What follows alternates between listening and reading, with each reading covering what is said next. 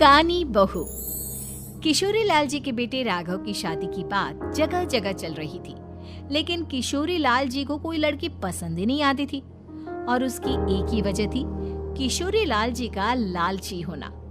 उनको लड़की वालों से मोटा दहेज चाहिए था और इसी चक्कर में एक दिन वो एक बहुत पैसे वाले के घर अपने बेटे का रिश्ता लेकर पहुंचे। उस आदमी का नाम था ओम प्रकाश। देखिए किशोरी लाल जी, मेरी एक ही बेटी है और मेरी सारी संपत्ति जायदाद सब कुछ मेरी बेटी नैना का ही है। पापा, नाम से लगता है बहुत खूबसूरत होगी। कितना अच्छा नाम है ना, नैना। हाँ, वैसे बात तो सही है आपकी। अब इतना पैसा है, जमीन जायदाद है, इकलौती बेटी, आप भी क्या करेंगे? सब कुछ उसे ही देंगे ना। बिल्कुल ठीक पहचाना आपने। बस बेटी की शादी और सारी जायदाद उसके नाम। पापा, बिना देखे हाँ कर दीजिए ना। इतना अच्छा रिश्ता फिर कहाँ मिलेगा? माला माल हो जाएंगे हम। मैं अपनी बेटी को बुलाता हूँ। अरे नहीं नहीं नहीं नहीं, आपकी बेटी का नाम नैना है, सुनकर ही लगता है बहुत सुंदर होगी। रहने दीजिए अंकल, मैं तो आपकी बेटी के नाम से ही इतना खुश हो गया हूँ कि उसे बिना देखे शादी करने को तैयार हूँ। अब तो मैं उसका चेहरा सीधे शादी के बाद ही देखूंगा।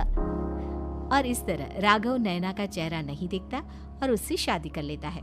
शादी के बाद अपनी सुहाग रात पर जब राघव नैना का घूंघट उठाकर देखता है तो नैना की आंखें बंद थी।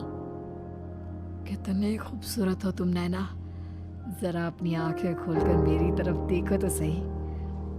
नहीं, मुझे शर्म आती है।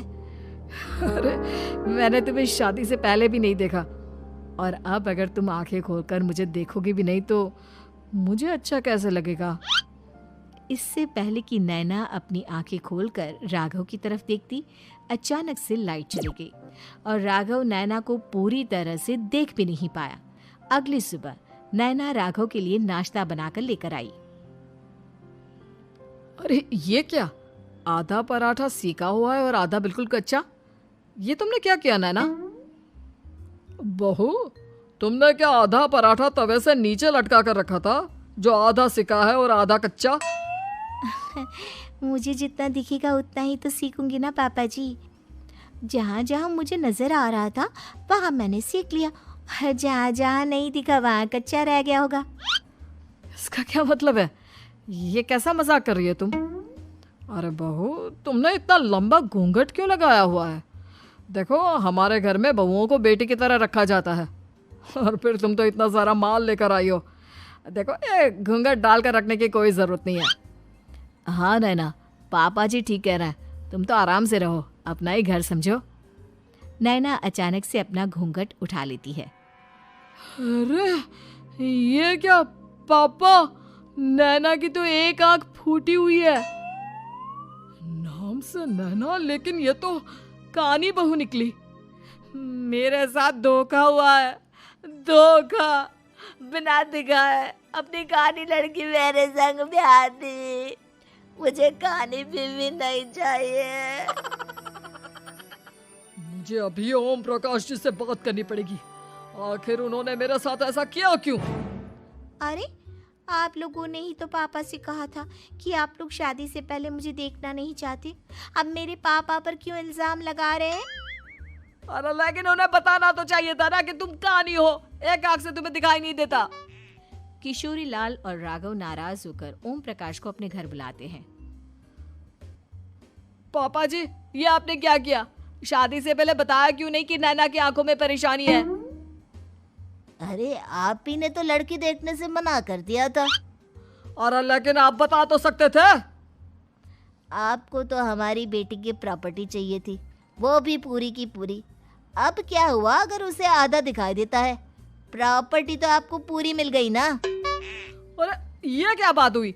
मेरी शादी प्रॉपर्टी से नहीं, आपकी बेटी से हुई है। अब ये तो पहले सोचना चाहिए था, तब तो मेरी प्रॉपर्टी देखकर तुम्हारी जुबान लप लप आ रही थी। लेकिन मैं कानी लड़की को अपनी बीवी बनाकर नहीं रख सकता। पापा, कुछ करिए ना आप। हाँ, करता हूँ। देखिए ओम प्रकाश जी, आप हमारे साथ ऐसा नहीं कर सकते। और तुम देखो, अगर तुमने मेरी बेटी से शादी तोड़ी ना, तो जो भी प्रॉपर्टी मैंने तुम्हें दी है वो तो पूरी की पूरी वापस ले ही लूँगा, और आधी प्रॉपर्टी तुम्हारी भी लूँगा। अरे मेरी आधी प्रॉपर्टी भला क्यों लेंगे आप? इसलिए क्योंकि मेरी बेटी को आधा नज़र आता है और उसकी नज़र अभी तक तुम्हारी आधी जायदाद पर ही पड़ी है। अब तुम उसे घर से निकालोगे तो कुछ तो लेकर जाएगी ना। और अगर हम आपकी बेटी को अपने घर की बहू बना कर रखे तो? तो तुम्हारी पूरी प्रॉपर्टी तुम्हारी ही रहेगी, और जो मैंने तुम्हें दिया है ना, उसमें से बस मैं आधा लेकर जाऊंगा। अरे लेकिन अब आप अपनी दी हुई प्रॉपर्टी में से आधी वापस क्यों लेकर जाएंगे? अगर मैं आपकी बेटी को अपनी पत्नी बनाकर रखने को तैयार हूं तो? इसलिए ताकि भविष्य में अगर तुम मेरी बेटी को धोखा दो तो उसके पास कुछ तो रहे जो पति का हो। वैसे मेरे पास तो बहुत कुछ है, लेकिन अपने पति की कोई निशानी तो उसके पास होनी चाहिए ना। अब अगर तुमने मेरी बेटी को कहानी कहा तो तुम्हें प्रॉपर्टी भी कहानी ही मिलेगी, पूरी नहीं। जमाए राजा। किशोरी लाल और राघव समझ चुके थे कि वो बुरी तरह फंस चुके हैं और अब उनके पास वहां से निकलने का कोई चारा नहीं है। अब समझ में आया ना, लालच बुरी बला होती है।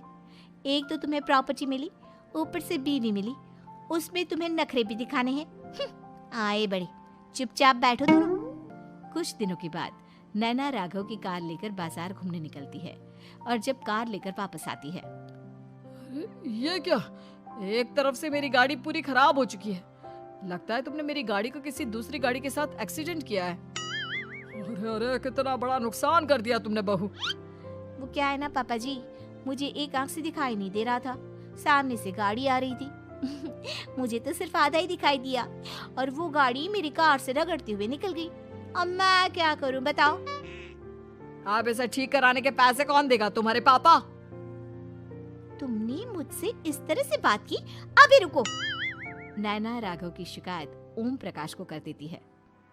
देखो राघव, अब जो मेरी आधी प्रॉपर्टी तुम्हारे पास थी ना, उसमें से आधी और मैं लेकर जाऊंगा, क्योंकि तुमने मेरी बेटी को डांटा। अरे नहीं नहीं पापा जी, गलती हो गई, माफ कर दो। गलती की तो कोई गुंजाइश ही नहीं।